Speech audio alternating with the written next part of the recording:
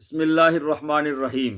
معزز سامعین و ناظرین، السلام علیکم ورحمۃ اللہ وبرکاتہ۔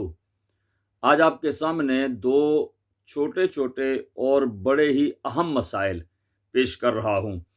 پہلا مسئلہ یہ ہے کہ ہم جس کنٹری میں رہتے ہیں، یہ برطانیہ، یہاں پر ہمارے مسلمانوں کے ساتھ ساتھ غیر مسلم بھی آباد ہیں، بلکہ کنٹری ہی غیر مسلموں کی ہے۔ ہمارے پڑوس میں بھی کوئی غیر مسلم ہو سکتا ہے۔ تو اسلامی اصول تو یہ ہے کہ اگر کوئی فوت ہو جائے تو فوری طور پر جو الفاظ زبان سے نکلتے ہیں وہ انا للہ و انا الیہ راجعون کے ہوتے ہیں۔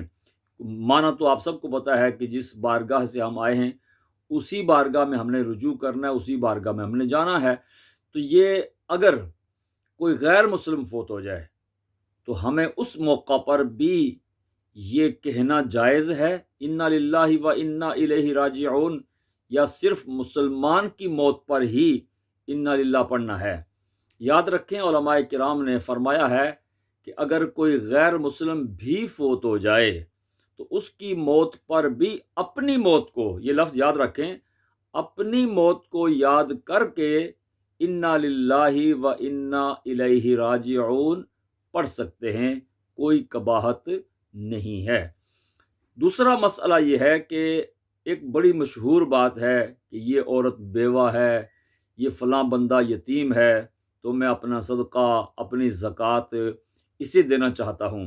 یاد رکھیں، بیوہ ہونا یا یتیم ہونا صرف یہی شرط نہیں ہے، بیوہ کے ساتھ اور یتیم کے ساتھ اس کا غریب ہونا ضروری ہے۔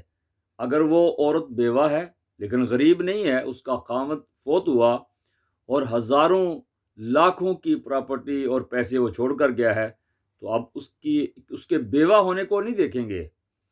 اسی طرح کوئی یتیم ہے تو بے شمار لوگ کروڑ پتی یتیم ہیں، تو کیا ان یتیموں کو زکوٰۃ دینا شروع کر دیں گے؟ نہیں، آپ نے دیکھنا یہ ہے کہ وہ بیوہ بھی ہو اور غریب بھی ہو، یتیم بھی ہو اور غریب بھی ہو۔ تو غریب ہونا یہ شرط ہے۔ غریب سے مراد یہ ہے کہ جس پر زکوٰۃ، وہ صاحب نصاب نہیں ہے، یعنی زکوٰۃ نہیں دے سکتا، اتنا غریب ہے، تو اسے ہی غریب کہا جائے گا۔ اللہ تعالیٰ کی بارگاہ میں دعا ہے، اللہ تعالیٰ جو کچھ ہم بیان کرتے ہیں پہلے ہمیں اور پھر سب بھائیوں بہنوں کو اس پر عمل کی توفیق عطا فرمائے۔ وما علیہ الا البلاغ۔